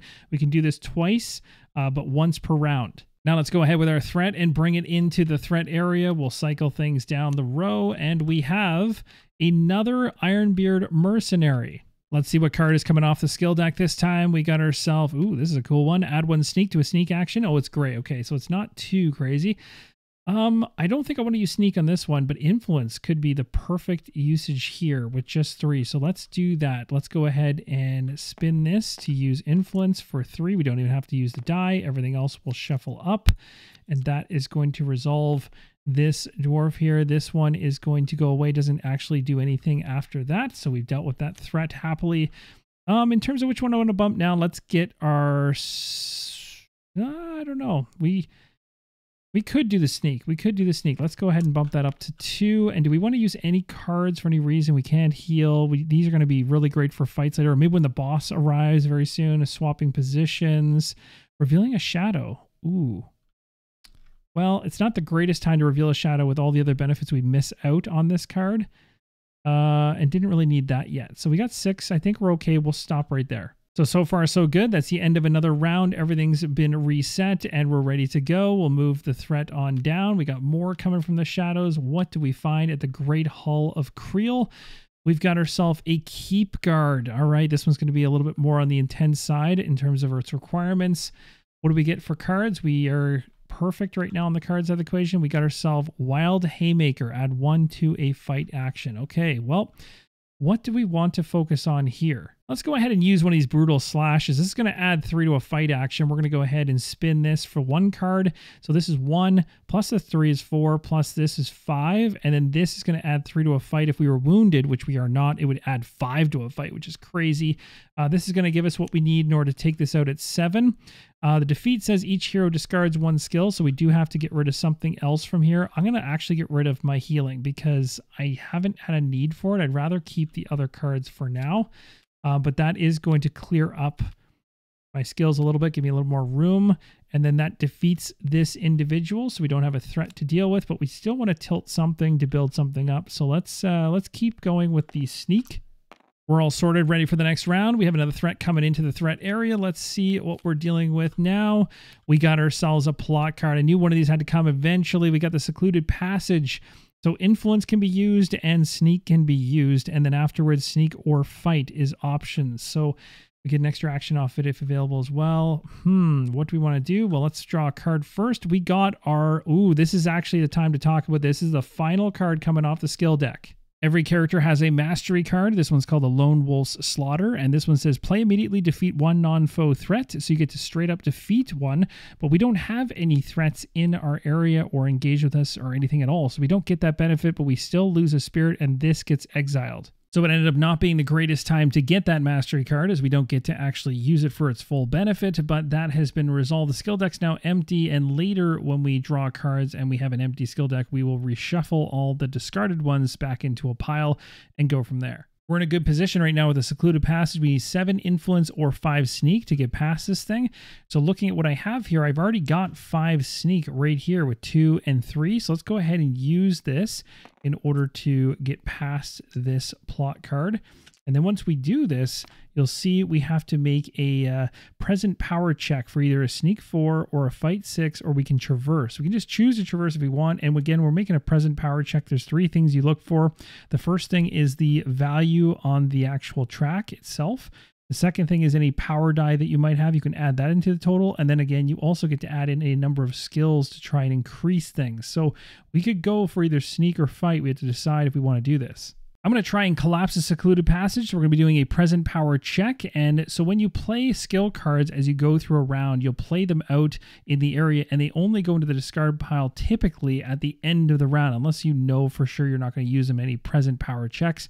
But when you do a present power check, whether it's for sneak 4 like this one or a fight 6, and a fight 6 in this case, the 3 things you can add together are going to be the value underneath the actual action that corresponds to it. So in this case 3, you do not get the +1 off the fight damage here in this case because it's not a fight. You also don't get any +1 off of the weapon, so it's just a 3. You also get any die value you have on here. So if I had a die on here, I would get a +1, for example. And then any skill cards, which you can add into the equation right now to push up your present power. So I'm going to do that. I'm going to use this add 3 fight to a fight action. We're going to use this right now so that it's in play, so it counts toward my present power. I'm going to have a total of 6 right here. We're going to choose to collapse this thing, going to B027. In the shade of a secret passage, a divisive gambit unfolds. You courageously trigger the collapse of the enshrouded path, stone and shadow entwining to seal the fate of your pursuers. Under the ruins of the collapsing passageway, your adversaries meet an untimely demise, their pursuit extinguished in the rubble, leaving you to traverse the gloaming unburdened. Remove up to 4 sneak damage from the active location, then deal double that amount of fight damage shared out between any non-foe threats. Now, this is something that I don't have to do. I can remove up to 4 from the location, but I don't currently have any. But if I did, this would allow me to really help to thin out any enemies that I have sitting in here. But for the purpose of this, it will not provide any benefit. So at this point in time, we do get to use an extra action if we wish to. We also get to heal up, as you can see here. So we're going to be able to bump ourselves back up to 21. And this plot card has been completed, and that's a total of 3 of them. The plot card's been dealt with. Let's go ahead and tilt the fight to add 1 to it. And we come right back around to a new threat card coming out, bumping things along the row. Let's see what we have coming through the shadows. It's going to be one of those deep dwarf traders. We're getting closer to the end every moment. We have 3 plots defeated. We also need to defeat the foe, which is the Goblin Chief. We haven't seen him yet, but he'll be coming in the near future, I'm sure. And then we need to explore all 4 locations. This is the last one we need to explore, so I need to focus on getting 3 sneak on this one. So we're going to go ahead and use the sneak I have here. I'm going to also rotate this down to 1 because we get 1 from here, use 2 off the die, and that's enough to place 3 on here and to clear out this location, which will satisfy the first of 3 criteria we need to win the game. I'm going to go ahead and choose to tilt the influence card here, which will bump us up to 2, and that is going to end off my turn. I don't want to use any other cards at this point. We do have an enemy that's going to be hitting us for 1, so our spirit is dropping down to 20, and we'll reset things. Now, as we go into a new round, it's really important to know that you cannot, at this point, like you normally would, go ahead and explore a location and defeat this location at this point. Even though I have sneak that equals this adventure location, which is the final one, I cannot complete this until all the foes, so the Goblin Chief has been taken out, and also all of the plots have been dealt with. So I can have sneak tokens on this card ready to go, but I cannot actually clear this until we get the other 2 dealt with. So I'm ready to to go. We'll see whether the game throws anything at me to take that away, but I wanted to get that in there when things weren't as aggressive over here in the threat area. So we'll see how it goes in, of course, in terms of also what's engaged with me too. So at this point, we're going to go into the next round. We're going to get another card coming down through the threat. So we're going to go ahead, or I should say through the shadows, and let's see who that is. It is going to be the Barbarian Chieftain, and this is going to be an 8 strength, or 8 fight, I should say, 4 influence, 7 sneak. Now, this time we would normally draw up a skill card, but we don't have a skill deck to draw from, so we go to our discard pile. We're going to go ahead and flip this over, shuffle it up, and we create a new deck of cards to draw from. We draw a card, and we got ourselves some healing. Going into this turn, a little bit more tricky in terms of what we want to do here with 2 enemies in here, both wanting to hit us for 1 apiece to our spirit as we go along. Now, I have a lot here going on with fight. I have 3 plus the 1 on the card, plus the 1 on the die, so it's a total of 5, and then 6 right here. So that's already going to be enough to take care of the Deep Dwarf Trader, or I could start working my way towards the Barbarian Chieftain, which I'm actually kind of tempted to do. This one might actually not be a bad idea either. Could be kind of timely for this one, so maybe I will actually play this one. We're going to play this one first. So we're going to reveal a shadow. We'll reveal the one that's in the first position because I'm kind of curious as to what it is. We got ourselves Wildclaw Petitioner. Now I can choose to bring this down if I wish, and this doesn't have any immediate effects that need to be actions. So, oh, this is a green one, by the way. This is a plot card. This is actually a good one to have, and it's not going to hurt me. So why not actually bring this down? And by doing so, it'll give me a break here when things move along. So, I mean, in essence, it would give me a break either way, but we'll bring it down. No harm done on that one. So we also get to heal up. So we'll go up to 21, and we can add 1 to a fight action. Now, if I'm going to go for the Barbarian Chieftain, because I think the Chieftain is maybe the nastiest of them all, at an 8, I can get 3, 4, 5, 6 right now. 7 with this one, and I could put this one in play as well for a total of 8. So we'll do that, and we're going to knock her out. Now, I could have gone for other values instead, but I decided to do this. So we're going to exile the top card of the skill deck, unfortunately. It's the painful thing here. So that top card is one of these ones. That's a nice one, actually. Unfortunately, the one part of the ones that I just used on her. Now these 2 will go into my new discard pile at the end of my turn here. And also we need to turn this and spend the die, and we need to move this card down the row as well. So get all that sorted. This should be 1 still, and this is right here. That's going to do it. And we'll take these cards and place them off to the side. They're going to get discarded later on. Out of the 2 options I have to tilt, I think I'm going to tilt this one. We'll go for influence. We'll bump that up to 2 and reset and clear out the cards here. We wrap around for another turn, and we have a space to move into this time. So the good news is I can put a card in here, and that saves me from something coming in here, which gives me time to deal with one of these 2. We'll draw a new card off the top of the deck, and we have another one here to basically deal with cards that are up here, the action cards, and get them into spots we want them to be in. Now, out of the 2, we probably should deal with the Dwarf Trader, but we do also need to clear this plot. So I could go with a 4 influence, which I certainly have here. 8 is going to be tough to pull off with this. Actually, it's going to be tough to pull off anything. What do I got here for fight? So 1 with the card, 1, 2, 3, and I'm still just 1 shy. And I don't have anything that I can boost it with. I could use a combat card here to swap these to get rid of this. That might be what I do. So let's go ahead and do that. We're going to spend this card right here in order to swap the positions of these 2. So now I'm getting a little bit more to my fight. So 2 plus 1, and this is 4, which is enough to wipe out this dwarf. The dwarf also stuck around, so I forgot to do the delve ability here. And the delve would have been dealing 1 fight damage to a goblin threat. But we don't have a goblin threat in here. So if there was any other goblin threats in the area, he would actually attack them. That's not going to happen though anyway, so that's part of why I kind of missed it. Now at this point, he is taken out, and we're going to gain a health, but we're already at our maximum, so we get nothing on that. This card will be discarded. We need to determine... Now, actually, now that I've used this card, I'll have to cycle it down the row, like so. And now let's go ahead and tilt something. I think I'm going to actually continue to focus on influence, actually. So we'll tilt influence once again and bump that up to 3. We continue back around. We're going to get another threat into the area here. So we have 1 coming out. No idea what it is. And the threat deck is down to 8. So we're getting down there. Let's see what we have here. Oh, the Goblin Chief has arrived. With the Goblin Chief arriving, we have a reveal that says to shuffle Wormkin Goblins and then deal 1 to each hero's threat area. So we're going to be going ahead and you'll just show you some of the ones that are in here. These are the 2 different kinds, and of course there's different values on them as well. We'll group these up and give them a shuffle so we have no idea which one we're going to get. And we're going to get one into our threat area. So we have this one here. The rest of them will be taken away. And now we have 3 things in this area that we have to deal with. Now, taking a closer look at these guys, they look pretty deadly. The Wormkin Hunters here are going to come at us for 2. The Goblin Chief's going to come at us for 2 in the future. It also has a reveal, says if the location's fortified, shield.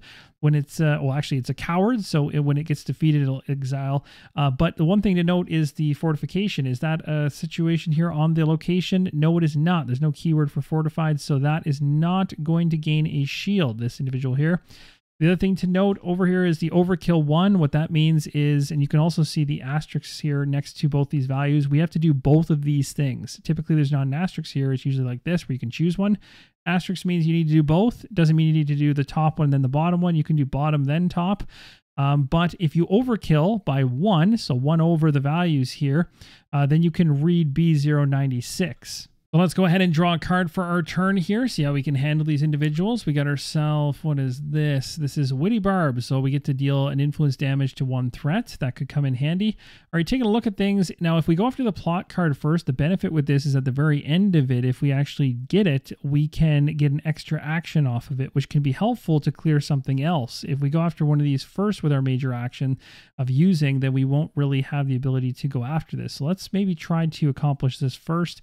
Now, in terms of influence, we've got this one in the bag. We can actually get this right now. So what I'm going to do is I'm going to use this influence in order to get 3. I'm going to use this card here for an additional 1, which is a damage to a actually, this is a damage to a threat. So I cannot use it on that because this is not considered a threat. The keyword is not there.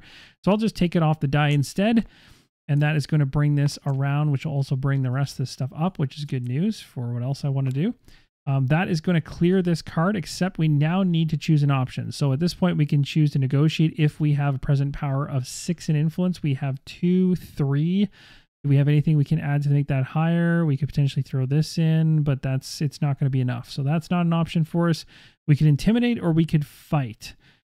So what do we want to do here? Let's try to intimidate. In the forsaken corridors of the Citadel of Horrors, your eyes blaze with an ancestral fire. Stand down, Wildclaw. Your furious words resound through the haunted halls. Under the light of flickering torches, a tense parley with an Arenel the Barbarian petitioner unfolds. Ghostly shadows dance to the rhythm of unspoken threats, and the air thickens with the weight of an uneasy accord. Daze up to 3 threats. That is going to be a huge bonus here. It says Daze threat. The next time this threat inflicts spirit damage, cancel the damage and discard the card. So if we're going to do this, we might as well chuck them on both, which is perfect. It can daze both these individuals from this outcome, which is awesome. Plus, we get the extra action if available. So we're going to go ahead and clear that plot card. So now we have a total of 4 done, which is awesome. Now, what do we want to do next? Well, maybe we'll want to take out one of these 2. Maybe we can go after this one here. We only need 3 influence. This one's already been used, though.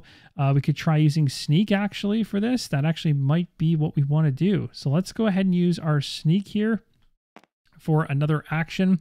And we're going to take the die away. This is going to give us a total of 4, and that is going to clear this individual who also gets exiled. So overall, not bad. We'll go ahead and tilt our fight, get that ready for a future use, and at this point, we're going to end off our turn. No need to heal or anything like that because we're already healed up. This individual, the Goblin Chief, wants to hit us for 2, and that's going to go against our spirit, but the Dazed threat card is going to come off, and nothing is going to happen, so that was very nice, and that's going to end off. We'll clean up and get going to the next round. And while cleaning up, we also don't want to forget we did use this as a second used action, so we have to rotate things around. Doesn't have any gameplay impact, but I'm glad I caught that, and it gets turned right side up, and that's going to do it. Let's continue on. We have more threats coming down the row, a new one coming in. Let's find out what is being added into the pile. We got ourselves another Deep Dwarf Trader. We'll go ahead and draw up our cards, see what we get going in this one. That's a nice card. Add 3 fight. If we have wounds, we get 5 instead. That's great. I don't think we need that much, though. Let's take a look here. We got 3 plus 1 on the die, 1 on the card, and 1 here for the blades. So that's 6, and that is actually enough to meet the top one there on the left for fight. So let's go ahead and do that to satisfy the very first thing. We'll go ahead and move these things down the row. So that's a good hit overall, and the die comes off. We know in the future we're going to need to uptick our sneak, so let's go ahead and actually do that. We'll tilt this one to add a die to it. And what I could also do, because right now this is at 3, I could use this card here to swap it up to this position and have 3, 4, getting us closer to the 6 we need, and we have 1 right here. That actually might be the best thing to do, I think, in this case. So we're going to go ahead and I hope this ends up working out pretty well. So we're going to go ahead and swap these around. We can get ourselves our sneak to the highest position, and we're going to probably end things off right there. What's nasty about this round is we're being hit for the largest amount against our spirit we've had so far. It's going to be 2 and 1, so we're dropping down to 18. So you can see once this Goblin Chief comes out with all the other threats, it becomes quite tough to do all of it at once. Now it's time for more pain coming my way. We'll move these ones over because we have another one joining the threat area. Let's go ahead and move these on down. And we've got ourselves the rat thing. Now, as of right now, technically, because I've actually interacted with Goblin Chief, it would move down to the engaged area as well. I haven't really been doing that as much because, again, I'm playing solo, but that's what typically happens when you are engaging the enemy. These ones up here are sitting here, and this rat thing says that it is immune to all skill effects whilst in the shadows. Does not matter in this case, being in the threat area. We got all kinds of action happening right now. Many enemies coming in, which is really going to start hampering our spirit. So we really need to get rid of this Goblin Chief. Let's draw a card here. We got a second one of these ones. Now it's worth mentioning when you're looking at the Goblin Chief's card here, in terms of the overkill 1, it only applies on the actual hit that takes out said enemy. So in other words, at this point, we've done 6 to deal with the fight at the top. So when we go to satisfy the 6 condition on the sneak, if we can get 7 on the sneak, that will actually trigger the overkill. So we kind of want to aim for that if we can actually pull it off, but I don't know if we will or not. As of right now, we have 3, 4, 5. So we're not there. We're almost there. But we could do some things to potentially get there. We could also focus on doing something else over here and hoping that a skill card comes through. Let me just take a look to see if we have anything else. I could also just use this fast heal, which I think makes sense to just tick myself up to 19. Why not? We might need to start focusing on taking out the other enemies then if we are not ready to take him down. So can we do... Oh, this is actually pretty good. We could do a combat hit on this individual, and that would take it out if we did a fight. And that would keep this card down here and keep everything else where we want it. So let's do that. Let's do a fight. So we get 1 for the card, 1 for this is 2. We have 3 here. We don't even actually need to use this add 3 because we got 3 already, and that's enough to wipe this individual out. So that's good news. This thing is gone. Easy to kill those vermin swarm. So we thin things out a little bit, and again, normally that would come down the gauged area while we were fighting it, and then again get tossed.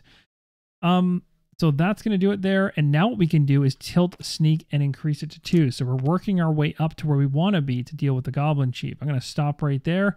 We are going to get hit for 3, unfortunately. I have no block ability, so we're dropping down to 16. And here comes another threat into the area. So we're going to move these things down through the shadows. And what do we have? We have a keep guard popping in. This one is not going to do anything immediately, but it's going to be a problem for us. Oh, it's another one that hits for 2. That's vicious. So now a total of 5 between all 3 cards. We really need to get going on the sneak value for this. So the question really comes down to, do we want to try to overkill this or just make sure that we take it out? And I think at this point, we just want to take it out rather than try to overkill it. So let's go ahead and draw a card unless we get lucky. Oh, did we get lucky? We got really, really lucky, I think. This is going to work really well. So we're going to go ahead and play this right now to do a block 2, which will keep us defended against some of this insanity. We're going to deal 3 sneak damage. So we're going to go ahead and take sneak damage off here and drop it on the Goblin Chief to 1 threat. And actually taking a look, ooh, no, I don't think we can actually do it on this individual because he's a foe. He's not considered a threat. So maybe we can't take the, or give the 3 damage. I'm going to play it based on how the card's written and say that I can't do it because it's not showing up as a threat. So I assume I cannot use that, unfortunately, much as I want to, but we're okay. We've got 3 here, we've got 2 here, and we've got 1 here. So I can do this, which is a combination of 6 right here. So we'll get rid of the die. We're turning this over. That's going to bring it to the very bottom. We're not going to be able to overkill the Goblin Chief, but we are able to satisfy the 2 conditions to take it out. And when we do, we're going to gain 2 spirits. So we bounce back up to 18. This card is now gone for the moment, and we can count it towards any sneak total that we currently have in play in terms of present power, but we'll just put it there for now.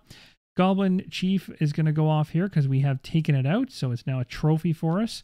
And we are working our way really to just find the final plot card, the 5th one. We deal with it, and so long as the sneak stays in this location, we have won this adventure. Now, looking at what we have coming up next, I think it makes a lot of sense because we have 1 influence here and we have 3 plus 2. I think it makes sense to go for influence because if we can hit either one of them. So let's go ahead and tilt this one and uptick it to 3. And we're going to call this, I think, a stoppage right here, unless I want to block. Do I really want to block? I guess I could, because I could use this card against somebody else. Can that actually impact things in a decent way? Yeah, let's do it. Let's do this block here. Block 2. We're going to deal 3 sneak damage instead.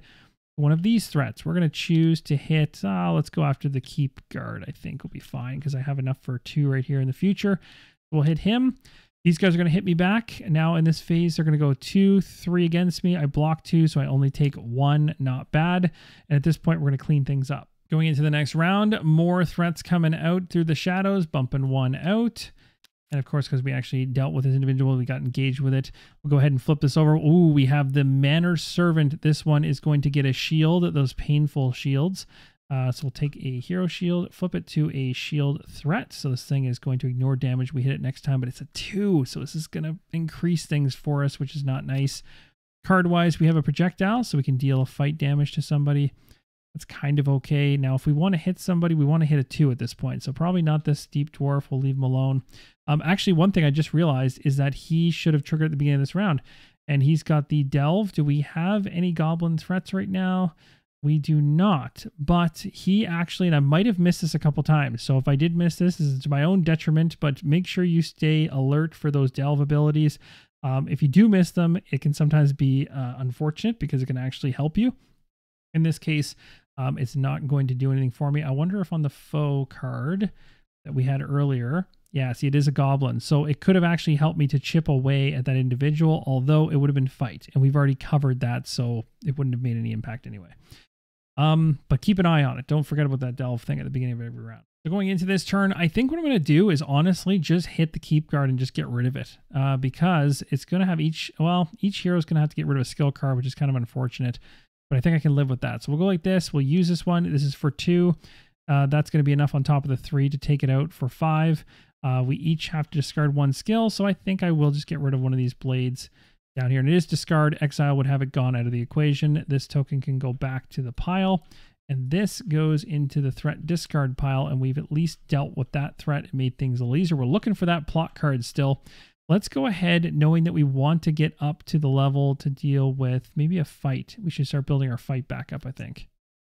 So we have some hits coming our way now. We're taking 3 against our spirit, and we're not blocking anything. So it's going straight through down to 14. We're going into the next round. We're looking for that plot card still. The delve ability is not going to do anything at this point in time, but we have more friends coming our way through the shadows. We have another one. Oh man, these guys are nasty. I'm really, in a way, I'm kind of happy they showed up near the end of the game, but they can be absolutely brutal because of the shields that get thrown on them.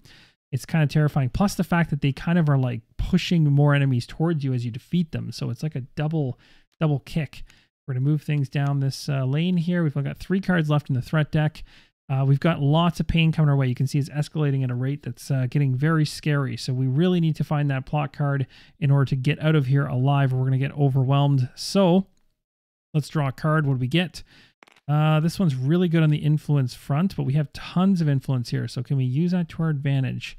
Is it worth it to use it to our advantage? We could, because we could maybe potentially pull a plot card in faster if we take one of these out. So we have a 3. We could use influence in this situation, to be completely honest. We could also take out the dwarf to get ourselves one of our... no, let's leave that. Actually, you know what? We still need to get past the shields. That's going to be the tough thing, is we have to do an attack that's really weak because it's just going to knock the shield off. So let's go ahead and do that. Let's use sneak in order to hit the shield and knock it off. It's not going to do anything. That damage that we acquired from this 1 and 2 does nothing. At least we cleared the shield. And that's really going to be as good as it gets. I'm just going to kind of work my fight back up, and we're going to kind of sit tight here. We still don't have any ability. Now, I do have this battle axe to chuck to do 2 damage, I can keep that in mind for future usage, but as of right now, I think I'm okay with where we're at, although I'm getting a little bit scared. So now the damage is coming my way, and it's a total of 5, so we are dropping down to 9. It's getting scary real quick. We're going on to the next round. Let's go ahead. The Delve's not going to apply in this case because we only have Undead out at the moment, and we're going to have a new threat pulled in. For the love of everything holy, please be the plot. Yes, finally. Okay. Oh, I was getting scared there. I'm still kind of scared because the hits are going to be heavy here. We got to get through both of these. Oh, this is going to be tight. This is going to be tight. Okay, so we have this. We have to work on these barrels. Anyway, let's go ahead and draw a card first before we get too excited about things. We've got ourselves a 5 or a 6. Which one do we want to use? Probably the 5. And actually, we have exactly what we need right here. We have 2, 3, 4, and we could use this to add to our damage. So we could actually go like this, which gives us a total of 5, and that's going to be enough to do enough damage to take out this right here, which is going to bump us up by 1, which is nice because it brings us back to 10. That is going to clear out the plot card. Now at this point, we can actually clear the location so long as we survive through whatever's coming next. So I'm just going to go ahead and tilt this, bump it up to 4. We're going to call our quits right there. And then, of course, all these individuals are going to hit me for a total of 5, bringing me way down. Very close to death. We're going to reset things back up. Delve is going to trigger first, but it's not going to affect anything. And we're going to go to the exploring of a location. And we thankfully have the 3 sneak we need on this location in order to clear it. And that, my friends, is all we need in order to win this one. We've cleared all of the locations. We took down the foe and dealt with all the plot cards. That's a victory, and it came extremely close to death. This game was an absolute blast to play solo, and as I mentioned earlier in the video a couple times, I wasn't playing the threat area to the engaged area as much as I would have if I had 2 characters under my control, because going from the threat area to the engaged stance for the enemies against the characters is a big pivotal thing when you have multiple characters. But when you're only playing true solo, everything's coming after you anyway, so it doesn't really have a great effect on things. But it is worth mentioning that individuals will probably like to play this one with multiple characters, and then you'll have to divvy things out through the threat area as they come down. So overall, had an absolute blast. Definitely got terrified there a couple times that things were going to go south, and I was super close to losing. Technically, if that plot card had not come out when it did, the next hit, if I could have cleared something here, it would have pushed another threat down. We would have still had a threat for the round. Like, it would have just gotten to the point of overwhelming me. I probably would not have gone any further. So if we squeaked out a win, we literally just squeaked it out. Now, for those of you out there wondering about the campaign, there is 100% a campaign as part of this. I'll even show you some of the wound cards because we never actually got any wound cards, but I'll show you how and what they look like.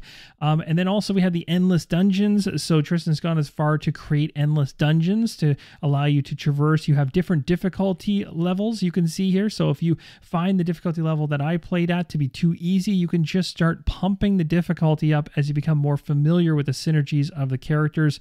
There's multiplayer co-op mode in here, so there's a number of different ways to enjoy this one. Now, the deck of wound cards we didn't actually check out, and I will actually show you some of these cards. For instance, we have like these silver ones here, which are much nicer ones, and as you go through the campaign, you're going to find these ones. You'll see some that have double hand slots, for instance. Here's some extra bronze ones that have some cool abilities on them. Very cool looking cards. And then we have some wound ones here. These are the nasty ones that are going to cause grief for you when you go through the campaign, because they're going to have effects on them that are going to either mess you up, slow you down, and impact your overall power, maybe your spirit, your maximum spirit. There's a number of different things that can happen that can kind of mess with you in this one. Long story short, even though this is Tabletop Simulator, I had an absolute blast playing through this game, and I literally cannot wait for the physical version of this game to land for me. I was a huge fan of Veilwraith, Gloom of Kilforth, Shadows of Kilforth, that universe that Tristan has built. So this, I feel, could be the best of all of them in terms of just how smooth and streamlined the solo experience really is around this one. And that, my friends, wraps up the video for Kreel Manor. I had a lot of fun playing this one on Tabletop Simulator with you guys, and I'm really excited for the final version of this game to land. I think it's going to be an absolute blast to play. Let me know in the comments down below what you thought of what you saw. If this is the first time you're seeing Kreel Manor in action, I really hope this was informative to help you making a decision on it in the future, because there will be chances to pick this thing up outside of crowdfunding. If you did back the game and you're awaiting its arrival, this should hopefully get you up and running that much faster. That was the major aim with this one. Thank you guys again. Let me know in the comments down below what your thoughts were, for, against, somewhere in between. And also, if you're not a part of the Discord community, the Facebook group, or the Facebook page, or a YouTube member of Rolling Solo, I'd love to have you in any or all of those spaces. Thank you guys so much, and as always, keep on rolling solo.